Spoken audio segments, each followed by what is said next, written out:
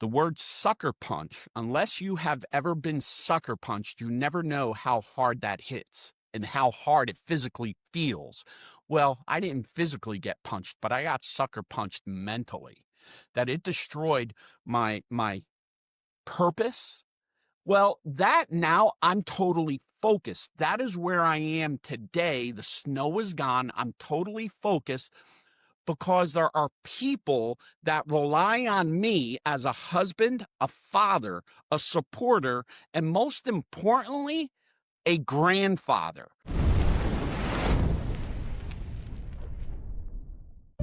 Hey everybody, Joe Massa here on The Measuring Post, and today we've got another wonderful episode. Today I brought on somebody who's been through a lot over his 30, 40 plus years of business experience.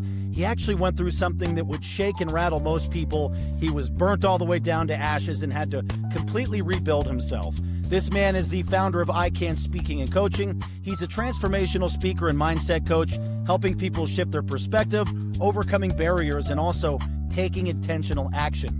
He's going to be bringing nearly 30 years of lived experience to this interview. So with that in mind, I would love to introduce to you Mr. Gerry Linarducci to The Measuring Post. Gerry, how are you today, sir? Joe, thank you so much. Listen, before we get started, these types of discussions and interviews, we're not in person. So I want you to know how grateful from the bottom of my heart I am for you even giving me some of your space to potentially help some of your audience. Yeah, and honestly, Gerry, it's my honor and pleasure. I appreciate you giving me the time to explain your story and talk about what you went through to get from point A to point B. And I know we've been talking for a little over a month now trying to get this on the books, but we've had personal issues that had to be dealt with, and life happens sometimes. But when I first met you and we did our pre-interview and just sort of got to know each other a little bit, I knew from that very first conversation that we needed to have you on the show to explain not only what you went through, and I'll let you get into sort of the meat and potatoes of that story, but what you were able to bring out of that sort of debacle. And that's really what intrigued me, because this show is what I like to call a place to learn and grow together. And you can't grow and you can't learn if you don't get knocked on your butt a few times. And your story certainly strikes me as one that truly is the epitome of that description. So before we get into your I Can coaching and speaking platform, how'd you get here, Gerry? Who are you? Where'd you come from? Where are you living at now? And what sort of shaped your journey into the I Can movement? Well, the Cliff Note version, I'm an immigrant. I came to this country in 1966. My parents got here. Why? Because of the American dream. So I became a U.S. citizen when I was in 8th grade, and I never looked back. I got into the insurance industry in 1996, 97, if I'm not mistaken, and I fell in love with it. I fell in love with it because what I was able to do, the relationships that I was able to build, the friendships, most importantly, that I built over the 30 years, it gave me that sense of closure and feeling complete. The human soul is constantly looking for affirmation from others. And that industry, that business gave that to me at the time. And then as my business continued to grow, evolve, and expand, where I was one of the top 10 advisors in the world, not just in the US, in the world. There's an organization called $1 Million Roundtable, and it's a worldwide organization. The very first time I went to that meeting, it blew me away. The opening ceremony was like the opening ceremony of the Olympics. They had the parade of flags of every nation that was represented in the facility, in the hall. So that was very, very motivating and moving for me. Then I started saying to myself, when I start to slow down, when I hit 60, 62, I never wanted to retire or quit the industry because it was too much fun, but I wanted to slow down. I wanted to work with my A clients or my best friends and then sell my book of business to someone else. And through the years, I said, what am I going to do when I slow down? And I said, you know what? I've been using the same coach for the past 22 years. If it's not broke, don't fix it. And we have developed a great relationship, both professionally and personally. And David knows everything about me, everything, because your coach has to know everything about you, especially your weaknesses, not just your strengths. So he said to me, "You ever think about coaching?" And I said, yes and no. And he goes, "Listen, I heard one of your conversations. You're ready to coach AAA and AA ball players. You're not ready for the single A or the majors, but you're good enough to start working your way up from the bottom with coaching." Fast forward to 2022, June of 2022, um, I left the industry, dropped the majority of my licenses, and went to work for a gentleman. And come to find out, 2 years later, um, it was a bad business venture. And the word sucker punch, unless you have ever been sucker punched, you never know how hard that hits and how hard it physically feels. Well, I didn't physically get punched, but I got sucker punched mentally. That it destroyed my purpose, my integrity, my home life, my family life, my friendships. 2 years ago, Joe, if I said to you, "Hey, Joe, I got a couple of extra tickets coming up to the World Cup final in 2026. You want me to hold two of them for you?" I won't say the Super Bowl because I'm not really into professional football, but the world of soccer, yeah, right? I would have people lined up fighting for those tickets. Today, I couldn't give them away. So my world has changed in the last 24 months where I was down and out, and I continue to be down and out. I'll share this with you. Just yesterday, I had one of the worst days in the last 3 months. And that's even worse than losing my dad um, last month. Yesterday was very, very hard on me, both mentally, emotionally. But I'm here this morning. We have to brush it off. What I am going through, and Joe, please, this isn't a Jesus trip, right? But my faith is what is keeping me alive and moving for the next day. And a couple of months ago, I was watching The Passion of the Christ. I just turned it on for some reason. And I realized to myself, Jesus Christ, the night before he died, knew what he was going to endure. He knew what was going to endure. We as humans, we do not know what the future holds. So if Jesus knew what he was going to endure, why wouldn't I have enough guts to go to sleep and wake up the next morning and face what is about to happen, which is the fear of the unknown? So getting knocked down, beat up with brass knuckles when I was a kid, the whole thing where the Chinese stars and the brass knuckles, right? That's what I got thrown at me. Yeah, and we won't get into the specifics. I know that's an ongoing circumstance that we won't touch all the Yep. details, names, and topics. But essentially, what had happened was you were put in a position that you brought your trust, your value, your experience into a business venture that really flipped you on your head and took sort of your trustworthiness away from you by no fault of your own. And unfortunately, I love that you said your faith is keeping you in things. And because while this is not necessarily a religious themed show, I'm a God fearing man. And I'm a Yep. very firm believer that you do get what you can handle, but also I don't have the answers. You don't have the answers. God's will and God's vision is always going to be the right way to go. So sometimes you do got to get beat up with some brass knuckles just so you can say, I was so focused on this, I had my blinders on that I had to get my head knocked back and forth to go, oh, I need to be looking this way. And Yep. I think that's what you're sort of in that stage of doing right now. But I love that you're being vulnerable and sharing that, like, you're down and out right now. You were one of these people that was at the Olympic style introductions of business ventures, Yep. and you got knocked all the way back to square one. And that's something I think a lot of people really struggle with understanding is everything is temporary, good and bad. Your peaks are temporary, Your valleys are temporary. And you might be on top of the world making millions of dollars. And then next year you might be broken on the streets and you just never know. So there's this old slice of humble pie we always got to remember is in our refrigerator. And it's enjoy the times when they're good, but don't sulk in them when they're bad either, because temporary is the name of the game, and follow the plan that God put in front of you, and you'll certainly get to where you're supposed to be. Joe, I couldn't have said it better than myself. My analogy is I got to ride that wave as long as that wave can support me, because the wave is going to eventually die out. So the wave died out. And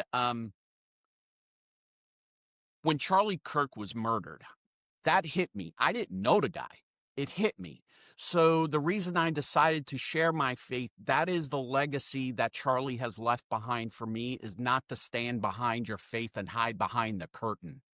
So I think if more of us could be open to that frame of mind, it would make everything so much easier with individuals. So that's all I'll say on that, because I don't, we'll go Yeah, from no, there. but I appreciate it. I think there's a lot of strength in saying that. And you don't have to believe in what Charlie Kirk believed in, or you Correct. could maybe believe every word that came out of his mouth. That part is irrelevant. What he did teach was be firm in your convictions and share Yes. your truth. You don't have to be pushy. You don't have to be violent. You don't have to attack people that disagree. But if you're unwilling to share your truth in your own soul, you're never going to find truth in real life, because you don't even accept your own truth. So while you don't have to stand on the street corner or go to college campuses and preach your word or truth, if you can't at least live it in your own day-to-day life, you're never gonna know real truth, because you can't even face yourself. And I think Correct. that's a big thing that you can take from that. Absolutely. And I, I, I, um, I look forward to continuing to carry on his legacy in a small way for the rest of my life. Yeah, I'm happy to hear that. I think it's important for people to spread good words. And as a God-fearing Christian myself, I was raised Catholic. Mhm. I believe in that, and I believe that God is my true Savior, and Christ is Him. And Yep. while I can't make everyone believe what I believe, I'm never going to be embarrassed to admit that I believe in God. And if you don't, Absolutely. I'll still pray for you. But I can't change your mind. But you're never Right. going to change my mind. So I mean, a lot of conversations, they're worth having to at least get your line drawn in the sand. Yep. But I can't change people. You're never going to change unless you find truth yourself. And I would Correct. highly encourage you, if you want to find truth, look inward. Don't look at Yep. everyone around you. Don't look at the Charlie Kirks. Read a Bible. Read Yep. whatever's inspiring to you. Look inward, and you'll find who you really are. Absolutely. 110%. Never mind 100%. 110% agreed. Yes. So, Gerry, getting back to sort of the crisis, we'll call it the crisis. Yes. What after the crisis happened, where you kind of lost everything? Obviously, and then in recent months, you just mentioned you just lost your father. Um, Thoughts and prayers for you on that. I know how difficult something like that could be to go through. I'm blessed to still have my father, who's a great man, but just, from the outside looking in, what are you doing, and how are you sort of, for lack of a better cliche term, rising from the ashes out of this? And I know that I can coaching and speaking, I'd love to talk about it in just a moment, but what's sort of outside of your faith keeping you grounded and like helping you get to that next level? Yeah. So it is a lot of belief in yourself. So I will say for about 2 months, I walked around dazed, confused, just the picture of, I don't know if you ever watched the movie called Midnight Express, where a bunch of gentlemen in the Turkish prisons would just push this wheel and just go in a circle and not go anywhere. And that's where I visualized myself just walking around in a circle, not going anywhere, because I didn't know what to do, how to act, what to say, and who might have been around the corner if I went out that could be wanting to do physical harm, because threats up to 3 weeks ago still continued to happen every day. So, and it gets to the point where how low can people go when they threaten a 5-year-old grandchild and a 3-year-old grandchild? And I'm not making this stuff up, because I have the text messages, right? And screenshots to prove it. So It's like, what do you do? How do you get your mind? So after you brush yourself off, right? It's kind of like I have a very good friend who's in the boxing business, one of the greatest hand wrappers and cutmen in the business. His name is Jacob Duran. He goes by the nickname of Stitch. Everyone has seen him if they've ever watched a Mike Tyson fight. Put it to you that way. He was Tyson's guy. So the question is, who do you have in your corner to help brush you off? And in my case, it was my coach who believes in me, not believed, believes in me, who helped pick me up, because we need others to pick us up when we can't pick ourselves up, or we don't have enough strength physically to pick ourselves up, and mentally. And once I was able to stand up on my own without wobbling back and forth after being knocked out, the fuzzies start to leave. And it was like old school TV when the TV shut off at night at 2, 3 o'clock in the morning and you had nothing but that snow. And then at 5 o'clock a.m., the first thing you would see and hear was the Star Spangled Banner with the American flag on the television. Well, that now I'm totally focused. That is where I am today. The snow is gone. I'm totally focused because there are people that rely on me as a husband, a father, a supporter, and most importantly, a grandfather, because my life now is to serve and enjoy my grandchildren for as long as I'm here on earth. And I am convicted to that. And that's where I think people do not understand the difference between belief and conviction. You said yourself, no one's ever going to change my mind. To me, about Christianity, to me, that is conviction. It's not a belief. So when you are that deep rooted in whatever it is, you have the capability of doing whatever your mind is capable of thinking of doing. It may not happen overnight. It took me 30 years to get to where I got. So I'm not expecting to make up 30 years in 5. No.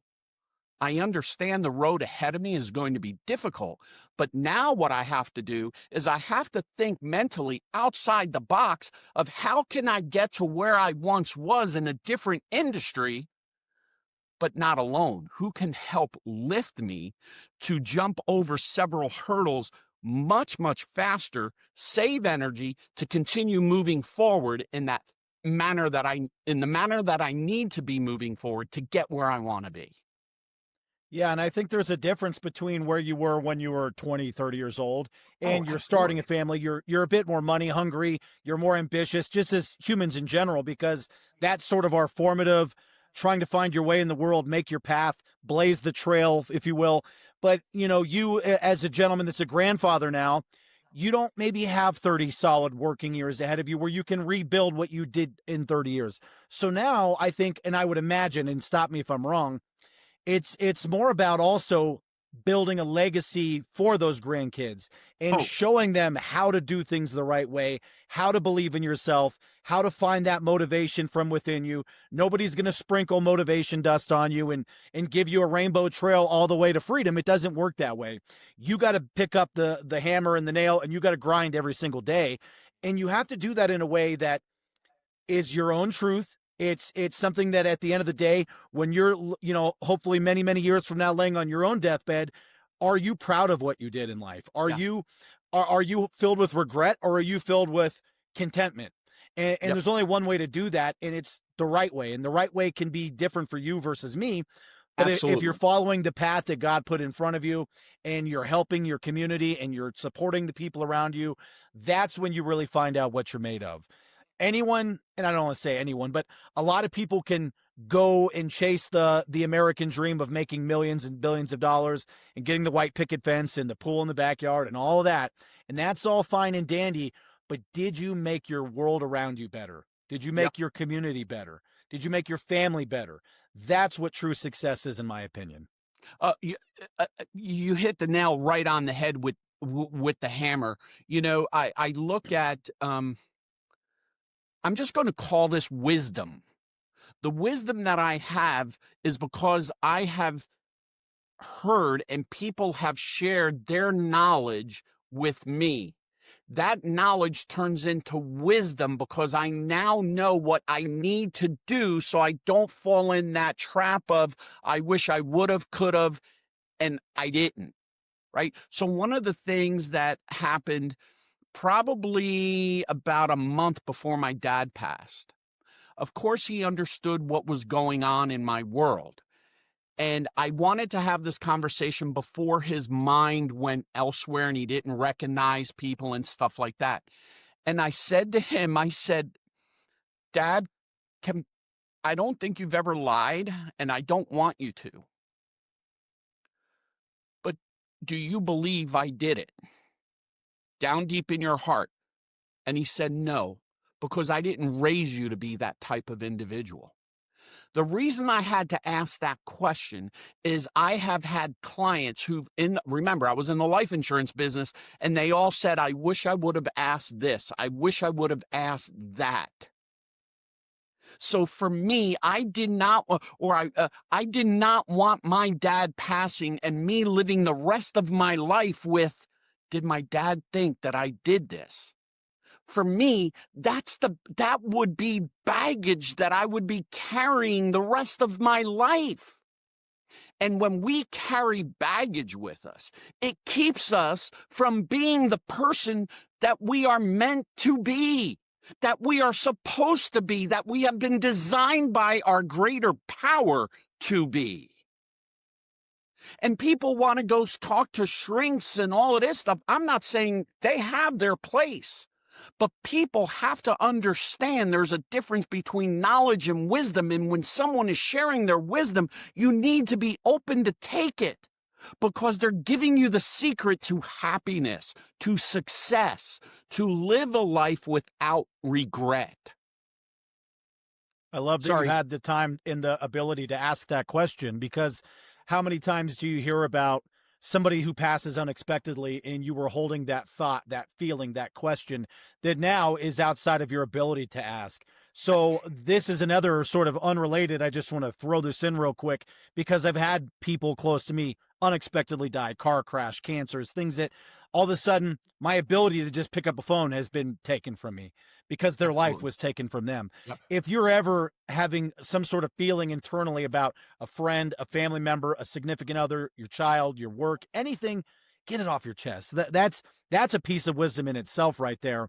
Don't hold those bags because you can't get on the plane with all those bags. You got to let go of some of it, and you got to take the weight off your own shoulders so you can become that person. So I didn't want to get sidetracked, but I think that was very powerful what you said.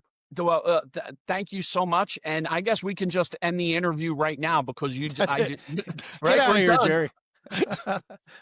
We didn't even talk about all your work that you're doing now. So, I love that you're sharing all these sort of, and these are tough moments in your life, going through a business crisis that took away basically everything from you financially, trustworthiness, losing a family member, your father, struggling with other family members that I know have had some health issues recently.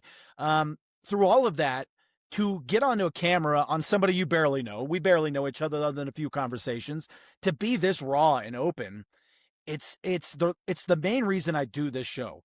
And some episodes are more fun and upbeat and lighthearted, and ones like this, which are a little more raw, they're a little more emotional, but I think they're so powerful because much like the wisdom you can hear from somebody who's sharing something, I'm a big firm believer too. Read a book, because what you're getting from a biography is somebody took their entire life and they condensed it into a book that thick.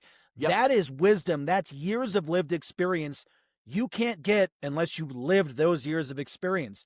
So by reading and listening and tuning into people be raw and vulnerable, you're getting years of lived experience condensed into a very short format that's digestible.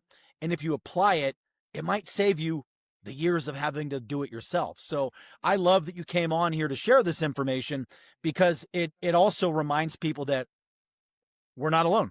At some point, we're all going to lose moms and dads, brothers and sisters, husbands and wives. Nobody gets out alive. So, we're all going to go through this gauntlet, whether this year, next year, maybe it's already happened, maybe it's 50, 60 years from now. That part's irrelevant. It's a very short blip on the actual radar of the bigger picture. Uh, So we have to share these experiences because they're not unique to you or me or the next person listening. We're all going to go through them. So how do we, as the ones still here, lift each other up, rising from the ashes? and being vulnerable and honest with others. We've all heard that story. No one knows what happens behind closed doors inside the four walls, right? Yeah. But I'm not saying you have to air out your dirty laundry, but perhaps you can leave the door open just a little bit to let others provide you some insight, some wisdom, some experience, um, that can help you bring that into your wall, into your home, and have a much deeper conversation, which brings the family together. And now you're all on the same page versus, I don't know about this, that, and all the other bull crap that comes along with it. I was going to use some other adjectives, but I didn't know if I could or not. So. Oh, we're not live on the radio or TV. There's no FCC watching this. So I was in radio long enough. I just am pretty trained to not use swear words, but they don't Yeah. scare me, I promise. But, I think you said something very insightful there as well. Leaving the door open a little bit for somebody to kind of give you some information, because put it in this perspective, like, if you go through loss and then I go through loss 5 years from now, you've had 5 year head start on me in that maybe particular segment. And you Yep. can say, I can't tell you how to feel, but here's what helped me, right? Here's Yes. some knowledge that was given to me that I came across that benefited me. Take it or leave it for what it is. But put it in this perspective, if you're not willing to think that you should learn from other people, that would be like, I want a house, so I got to build my own. Instead Yeah. of having the guy that knows how to do it build me the house, I'm Yep. going to just say, well, I'll build it myself because I don't need any help. And I'm a man or whatever. That's ludicrous. You learn from the people before you. Wisdom is not meant to be gate kept. It's not meant to be hoarded. That's why people open libraries and open schools. Yes. We should pass knowledge down the line. And sometimes that's emotional trauma damage and knowledge. Sometimes people go through a lot and people like have a lot of loss, or they've maybe even on the other end of it been the perpetrator of somebody that caused grief. Yeah. That's an experience that can be shared, and that's knowledge that can be taught. But you can't do that if you're closed off, your door is closed, and you're unwilling to learn it. Yes, and not just unwilling to learn it, but unwilling to accept it, because the majority of people are willing to share it, but is your heart open enough to accept it? I like That's that better. it's almost like your glass is half empty or half full, right? So if you accept it, it means you are accepting what it is that individual is trying to share with you. And then you decide whether you want to take it for what it's worth or if it's a bunch of hogwash. Yeah. So, But you're never going to know if you don't at least open your eyes and ears and heart to understand what's being told to you. You have to at least be willing to, capture that information before you can make a decision on it. absolutely. Someone, I don't know, 4 or 5 months ago, they were beating me up online. Who gives you the right to be a coach? What makes you the expert on giving people advice? And I said, are you that obtuse? Are you that narrow-minded? I said, the greatest football coach that won 4 or 5 Super Bowls, he did not have a certificate on the wall saying he went to the NFL football coach college or university. He was a former player. Your manager, the manager who is going to be in the World Series tomorrow night is Don Mattingly. Does he have a certificate on his wall? No, he has the experience of being one of the greatest baseball players to ever play the game. My certification is I got beat up with brass knuckles. I brushed myself off and I'm sitting right here. How did I do it? If you're willing to accept the wisdom that I'm willing to share, I can help you. If not, I don't have time anymore. I'm 62 years old. I got to go help people that want my help. And that's how I feel about that. Yeah, and put in the perspective of somebody going through addiction. You Yeah. know who most people that teach addiction courses, they're not the people that are high and mighty and looking down and Yep. judging you. They're the people that were former addicts that live the street. They walk the walk, they talk the talk. That's why they can get in front of you and go, "I truly know what you're doing and Yes. where your mind's at. I was there." And Yeah. there's a value in learning from somebody that's shared your experience, because it's an instant sort of trust that's built. I can trust this person because they're speaking words that truly resonate with me, and I understand that they know that I know what's going on. So with that in mind, I'd like to segue that over a little bit. Yep. So tell us now that you're in this coaching space, as in like your eyeball, I Can Coaching, what is the mission of I Can, and like what's sort of the philosophy behind this coaching brand? Yep. So number one, I'm going to give my grandson Sage the props of naming I Can. I was reading the book. I was reading The Little Engine That Could Good book. story to him, and I can. So I said to him, what about if Nonno is grandfather in Italian? I said to him, I said, what if Nonno named his new business I can do it, just like the little engine? And he smiled. I saw something in his face that said, wow, I just gave Nonno some love right there, because he by saying that. So what I can coaching, it's business coaching, but it's business coaching from a different perspective. It's not, I'm going to email you a 55 or a 155 page PDF book. There is no script for our coaching. It is a unique experience of an individual hitting a wall, and it's kind of like those little toys, the bumper cars that can hit the wall, move back, and then go, and they hit again. My job is to help you flip the switch on the bottom of that little car, so when it hits the wall, it turns around and goes the other way.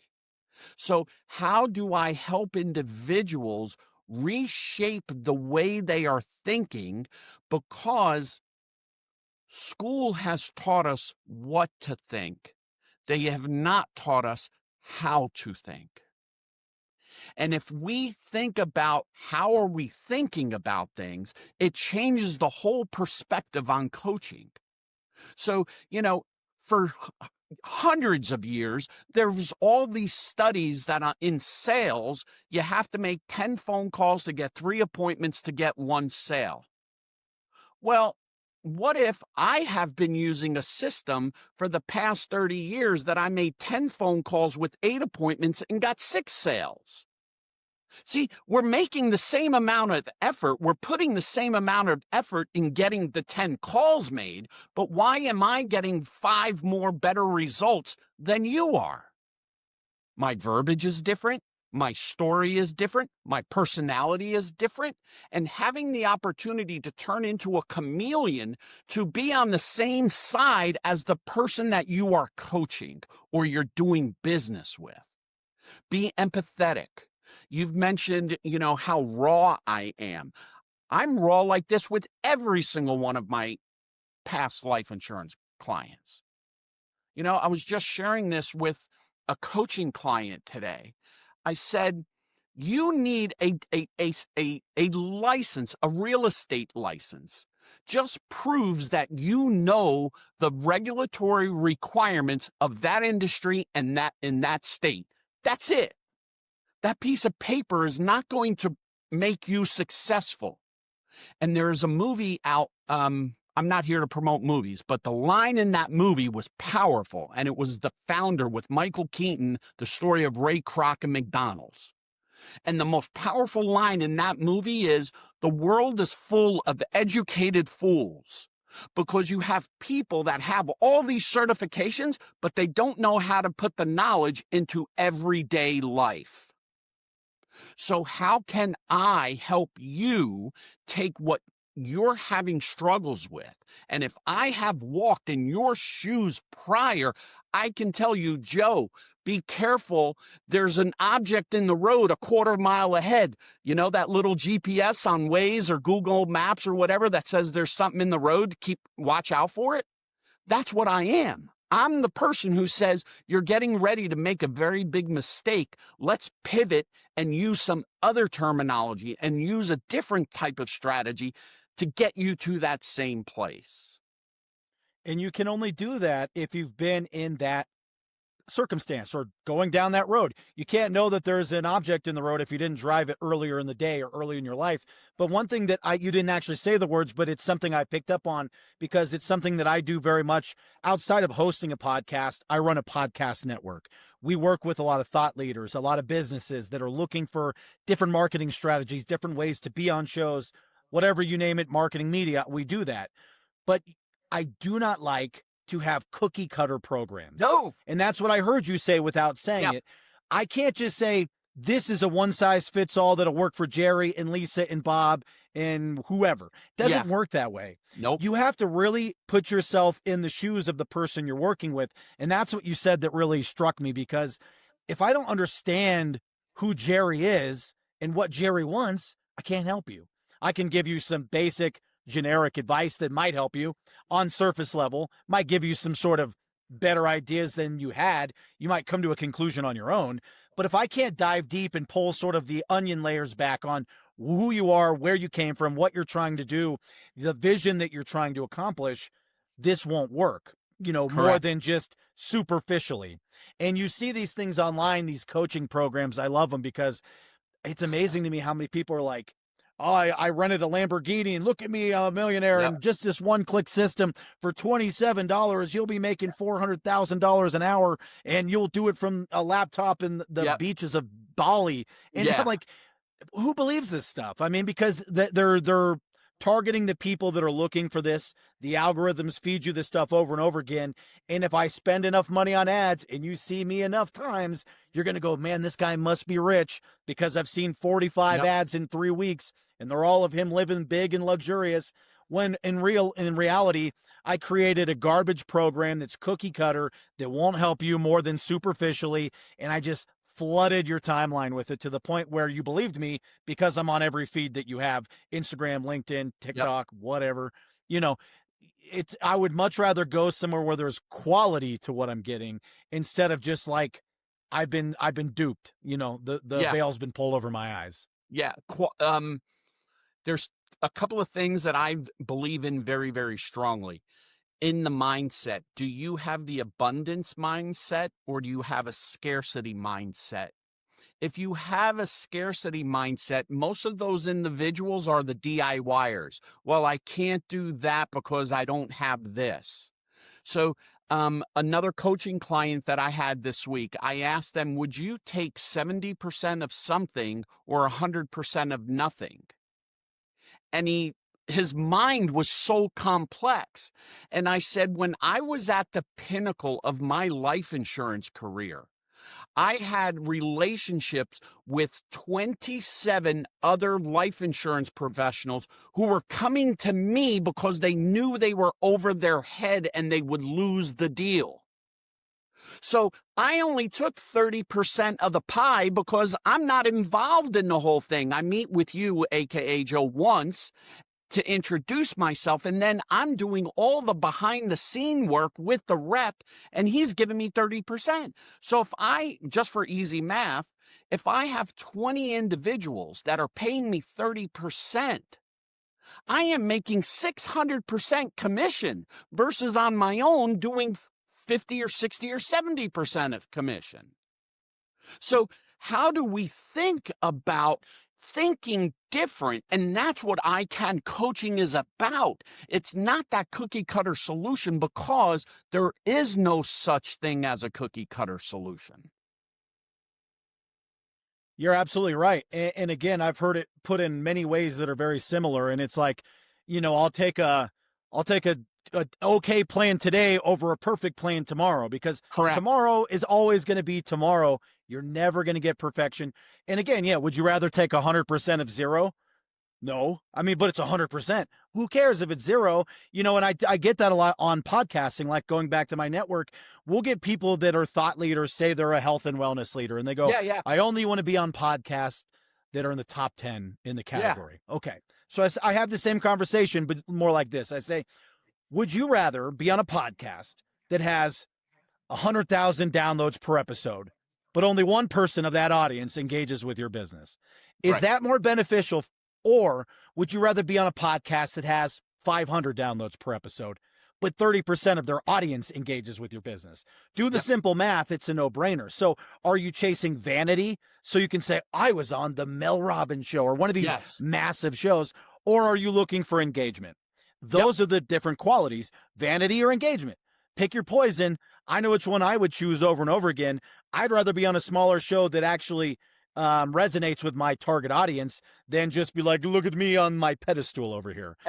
So very similar. You just hit the, again, I'm not going to, you just said it perfectly. Target audience. So many people in sales today go after anyone who walks in their store, their shop. They don't have a ideal client or their niche market. It was kind of, I'm working with a gentleman who is a manager for an alarm company, and I'm trying to negotiate a contract so I can train his salespeople.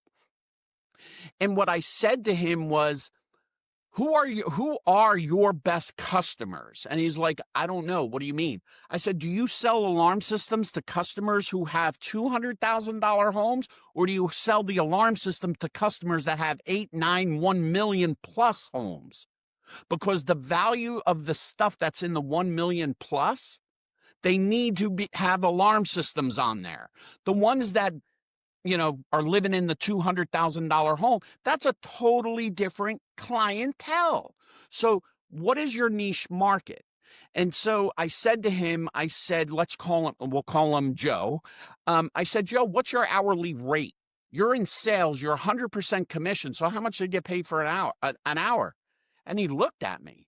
I said, see, this is what success is, why you're not reaching the success. You don't even know how much you make an hour, but yet your product, you make $200 commission.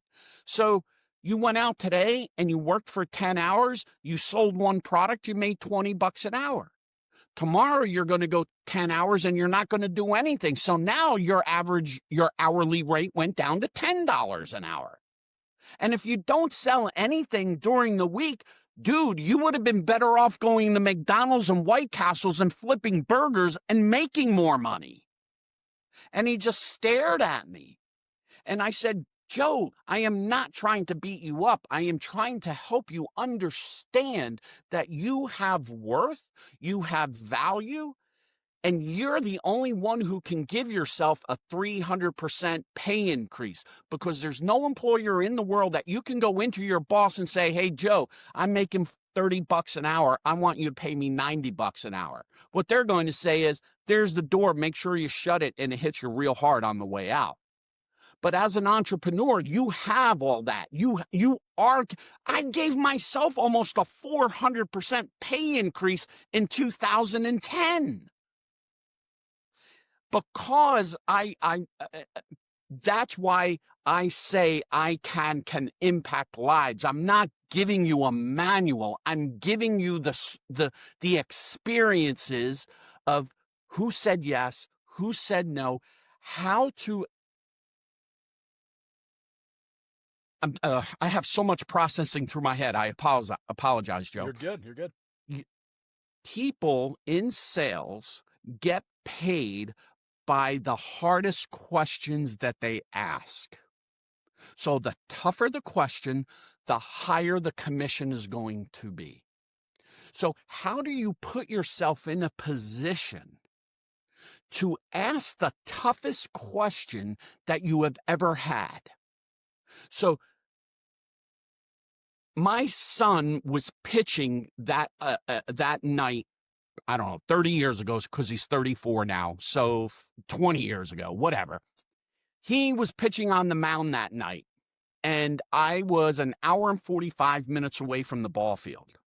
and I was trying to close a deal, and it was opening day baseball, the Yankees versus the Red Sox, and I'm in the client's home, and the husband keeps on leaning over like a cameraman does on the cartoon to see if he's got the thing in focus.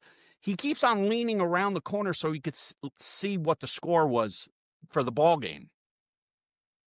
So what's my value? I'm not feeling very, very appreciated at this moment. And people have been in those positions, salespeople. So I did one simple thing. Took my glasses off. Now I'm an actor. Joe, with all due respect, can you please, this is your home, would you mind shutting off that ball game for the next 45 minutes? Because if that ball game is more important than what we are talking about right now with your spouse, I don't want to be here. And the reason I don't want to be here is because my son, he's the opening pitcher tonight for opening day for Little League. And I would rather go to his game than sit here and try and get you to buy something obviously you don't want, you don't understand, and you don't think you need. And he goes, that's fair. And my response was, which means I'd really like to watch the game. He called my bluff. So I shut my stuff, and here's what I said. Joe, here is my card. If you ever have any questions, please feel free to call me. And if I have time, I will entertain answering your call. That's confidence, that's conviction, and that is belief of what you do. But more importantly, I did not want to lose my value and miss my son's game. So I would throw another word into those ones you just said. That's also priorities.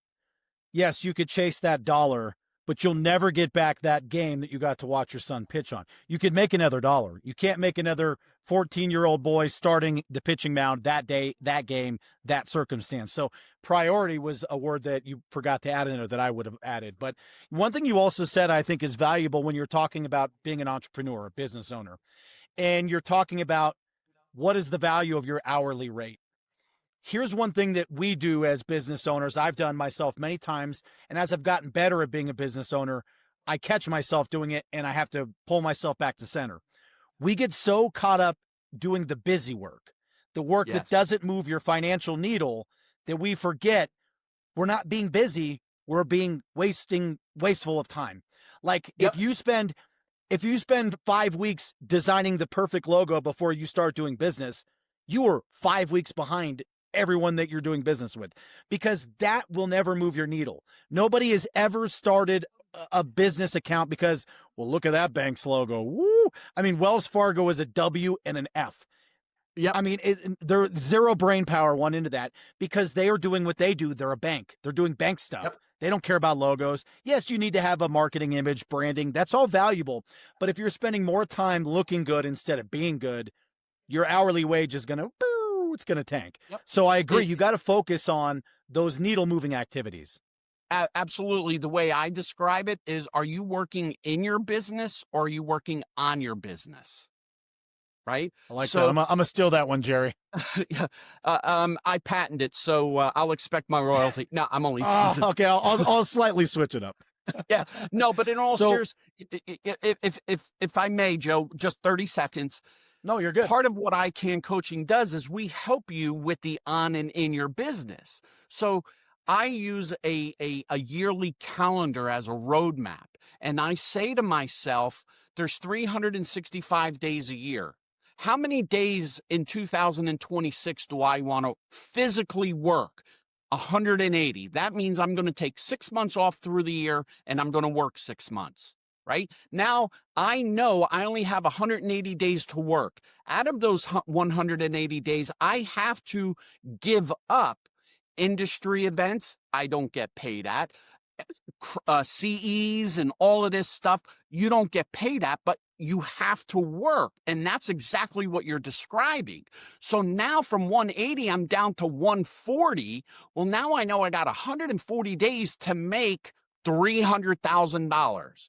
Now, if my hourly rate is only $140 an hour, I need to figure out a way to get up to a higher hourly rate so I could achieve my goal of only working 6 months out of the year.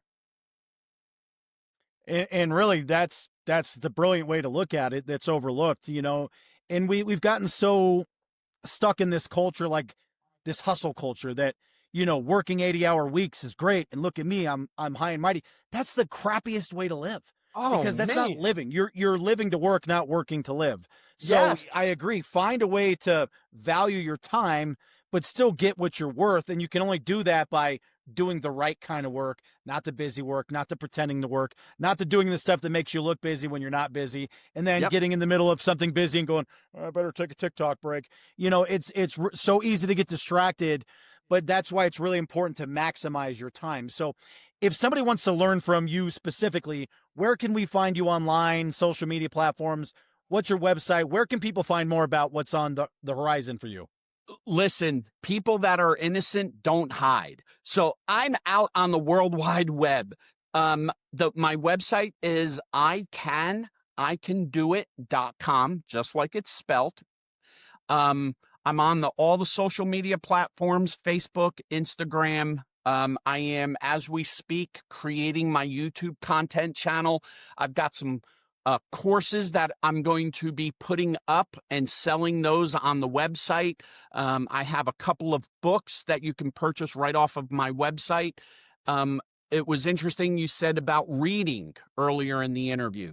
I wrote my very first book as my legacy. So 3 generations from now, they will open that book and they will see what their great great great grandfather did. Um, when I used to speak to my great grandmother on my father's side, very, very fragile old Italian lady, but she loved her trunk that she brought on the boat with her when she came to America.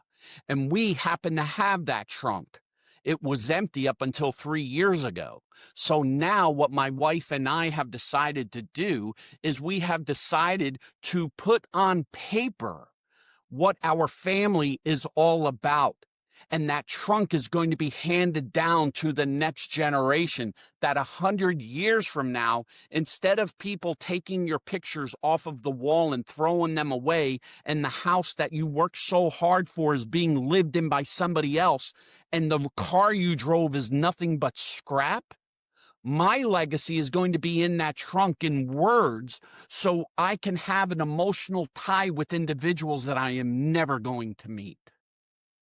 I love that. Yeah, I think that's an awesome idea. And yeah, I wholeheartedly agree. It doesn't matter, because look, in 3 generations, the house I live in might be resold 5 times. No, they're not going to walk in and go, "Oh, this is great granddad Joe's house." No one cares about that. No, Material's great in the moment. I love having nice shirt on, a nice house, cool car. Those are all fine and dandy. You can't take them with you. So leave no. something more valuable, but maybe less tangible. Leave your A- legacy, leave your emotions, leave your wisdom yep. behind. Absolutely not on this computer, but on my laptop. My new screensaver is a picture. My dream was to go to a World Cup soccer game with my dad, and I had the opportunity in 1994 to take my dad to Boston to watch Italy play against Nigeria. And now that memory, I can still smell getting on the airplane. I remember cracking open the bottle of Jack Daniels and toasting with my father to a Hope Italian victory in Boston later on that day. The euphoria that my dad and I went through when Roberto Baggio scored that goal to get him into the next round, right? But those are things that will live in us forever, that so many of us take for granted and we forget.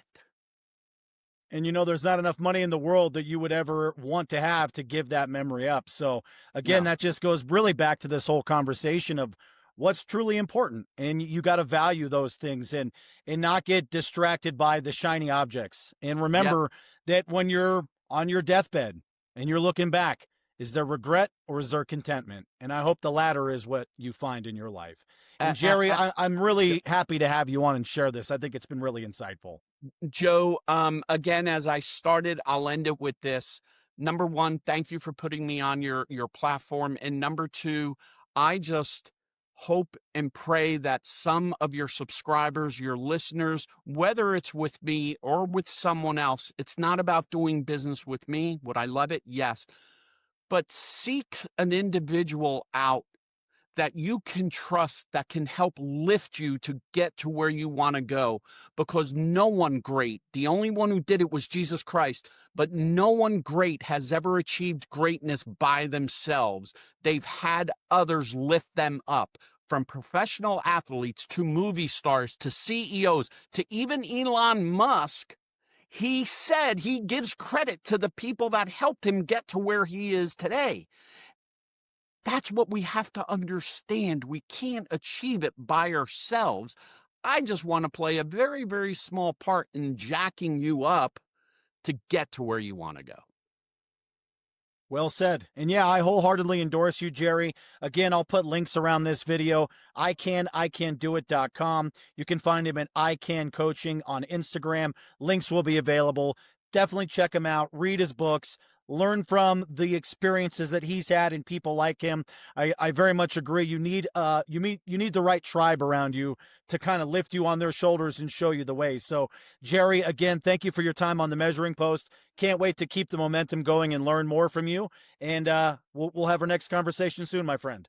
I look forward to doing it. And Joe, just to let everybody know, if they do reach out to me, let me know you came from this presentation, and I'll even give you copies of both of my books. I'm not out here to make money. I just want to spread my story. You heard it, guys. Get in touch with Gerry and get those books, and let's build from here together. So again, Gerry Linarducci, thank you for your time on the Measuring Post. God bless.